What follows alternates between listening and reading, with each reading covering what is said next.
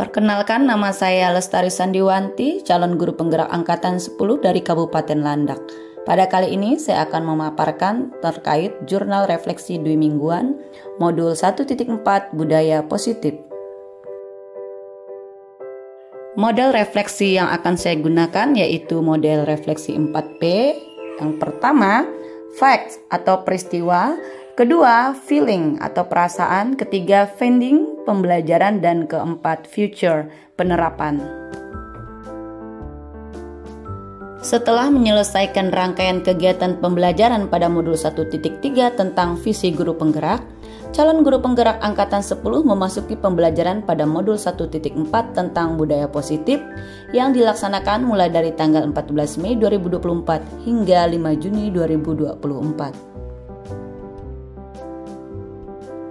Adapun materi pada modul 1.4 adalah tentang budaya positif yang terdiri dari konsep-konsep inti berikut.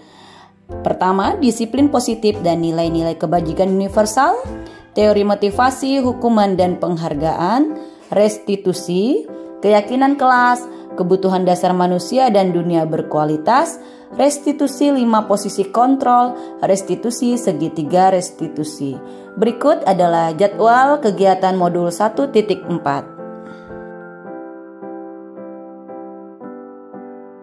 Pada awal memasuki modul 1.4, saya melakukan eksplorasi konsep secara mandiri di LMS.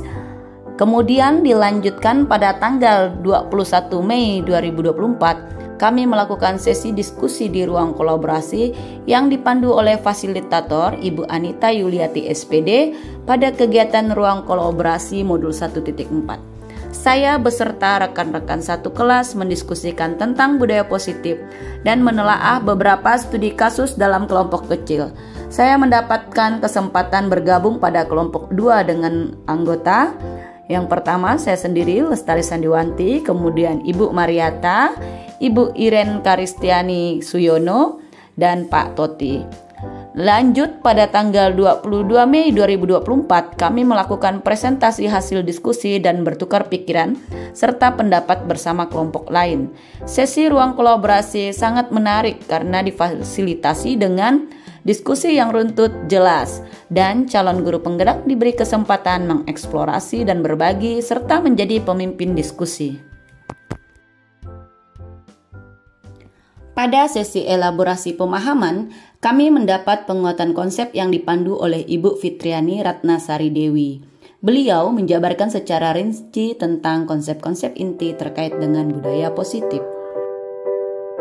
Kemudian, pada hari Senin tanggal 27 Mei 2024, Bapak Rumpin SPD selaku pengajar praktik kembali berkunjung ke sekolah tempat saya bertugas untuk melaksanakan pendampingan individu kepada saya.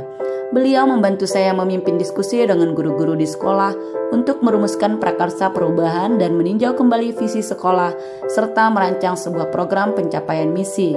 Kegiatan ini dilaksanakan dari pukul 8 waktu Indonesia Barat hingga pukul 12 waktu Indonesia Barat di ruang kelas 2A SD Negeri 11 Sangku. Saya merasa sangat senang saat mempelajari modul 1.4 tentang budaya positif ini. Meskipun sedikit kewalahan karena materinya cukup banyak dan tugas yang harus diselesaikan juga cukup menantang, hal ini tidak mematahkan semangat saya untuk terus maju dalam mengikuti kegiatan pendidikan guru penggerak dengan baik. Selain itu, saya juga merasa lega karena telah mendapat pencerahan tentang cara menangani masalah atau kasus murid di sekolah. Saya juga bersyukur akhirnya dapat mempelajari tentang disiplin positif dan memahami kaitannya dengan segitiga restitusi dan posisi kontrol guru yang efektif. Adapun pembelajaran yang dapat saya simpulkan dari modul ini yaitu budaya positif sangat diperlukan untuk mewujudkan pendidikan yang berpihak pada murid. Sebagai seorang pendidik, guru bertanggung jawab untuk mewujudkan budaya positif di lingkungan sekolah. Jika budaya positif telah terwujud, maka akan tercipta murid yang merdeka dan bahagia, guru yang saling mendukung dan menguatkan, serta lingkungan sekolah yang aman dan nyaman. Agar dapat menciptakan budaya positif, guru harus memahami dan dapat menerapkan konsep-konsep disiplin positif dan nilai-nilai kebajikan universal, teori motivasi, hukuman dan penghargaan, restitusi, keyakinan kelas, kebutuhan dasar manusia dan dunia berkualitas, restitusi 5 posisi kontrol, dan restitusi segitiga restitusi. Untuk dapat menerapkan budaya positif, maka guru perlu menerapkan disiplin positif. Adapun tujuan dari disiplin positif adalah menanamkan motivasi pada murid-murid kita, yaitu untuk menjadi orang yang mereka inginkan dan menghargai diri sendiri dengan nilai-nilai yang mereka percaya. Ketika murid-murid kita memiliki motivasi tersebut, mereka telah memiliki motivasi intrinsik yang berdampak jangka panjang. Motivasi yang tidak akan terpengaruh pada adanya hukuman atau hadiah. Mereka akan tetap berperilaku baik dan berlandaskan nilai-nilai kebajikan karena mereka ingin menjadi orang yang menjunjung tinggi nilai-nilai yang mereka hargai atau mencapai suatu tujuan mulia. Jadi, secara umum, disiplin positif adalah suatu pendekatan untuk menerapkan disiplin diri dalam diri anak tanpa hukuman dan hadiah. Selanjutnya, guru juga perlu menerapkan teori kontrol. Berikut adalah paradigma perubahan dari stimulus respon ke teori kontrol. Selanjutnya, guru perlu memahami teori motivasi, hukuman, dan penghargaan. Menurut Dean Goosen dalam bukunya Restructuring School Discipline menyatakan ada 3 motivasi perilaku manusia. 1. Untuk menghindari ketidaknyamanan atau hukuman. 2. Untuk mendapatkan imbalan atau penghargaan dari orang lain. 3. Untuk menjadi orang yang mereka inginkan dan menghargai diri sendiri dengan nilai-nilai yang mereka percaya. Dalam menjalankan peraturan ataupun keyakinan kelas atau sekolah, bila mana ada suatu pelanggaran, tentunya sesuatu harus terjadi. Tindakan terhadap suatu pelanggaran pada umumnya berbentuk hukuman atau konsekuensi. Alfikon mengemukakan, baik penghargaan maupun hukuman adalah cara-cara mengontrol perilaku seseorang yang menghancurkan potensi untuk pembelajaran yang sesungguhnya. Menurut Kohn, secara ideal, tindakan belajar itu sendiri adalah penghargaan sesungguhnya. Dean Goosen menyebutkan ada 5 posisi kontrol guru, yaitu penghukum, pembuat merasa bersalah, teman, pemantau, dan manajer. Guru perlu meninjau kembali penerapan disiplin di dalam ruang-ruang kelas mereka selama ini. Apakah telah efektif? Apakah berpusat memerdekakan dan memandirikan murid? Menurut saya, posisi kontrol yang paling baik diterapkan guru adalah posisi sebagai manajer. Fokus pada murid, bukan untuk membahagiakan guru atau orang tua. Di posisi inilah murid dapat menjadi pribadi yang mandiri, merdeka, dan bertanggung jawab atas segala perilaku dan sikapnya, yang pada akhirnya dapat menciptakan lingkungan positif, nyaman, dan aman. Seluruh tindakan manusia memiliki tujuan tertentu.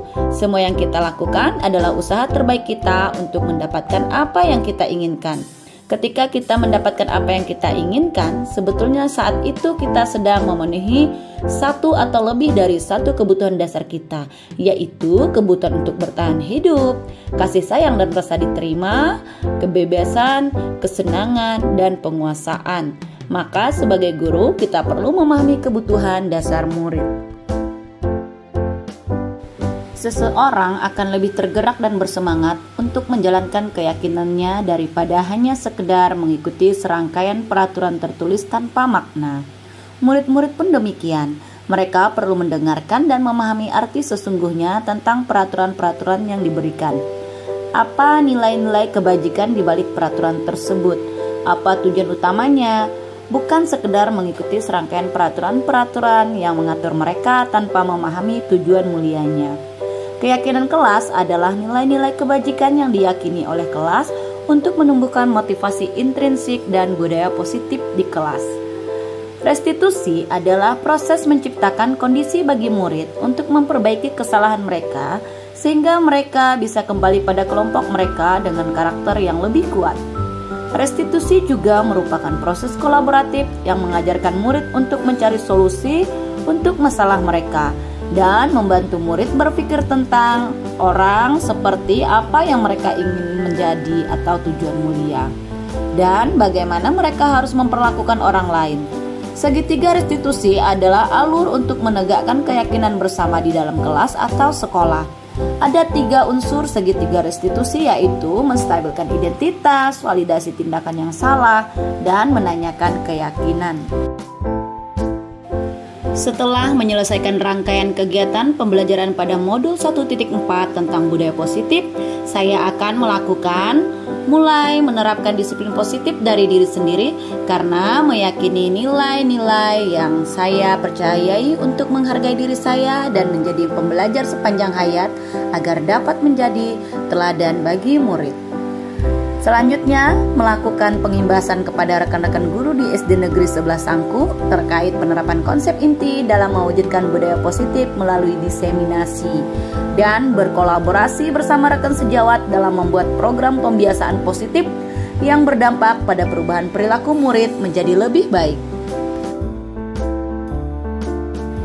Setelah memahami materi modul 1.4, peran yang dapat saya lakukan sebagai guru dalam menciptakan budaya positif di sekolah ialah dengan menerapkan disiplin positif, menggunakan restitusi, menempatkan diri pada posisi kontrol sebagai manajer, dan membuat keyakinan sekolah atau kelas, serta menyelesaikan masalah dengan tahapan segitiga restitusi. Demikianlah pemaparan saya tentang materi budaya positif pada modul 1.4. Saya Lestari Sandiwanti mengucapkan terima kasih, salam dan bahagia, salam guru penggerak.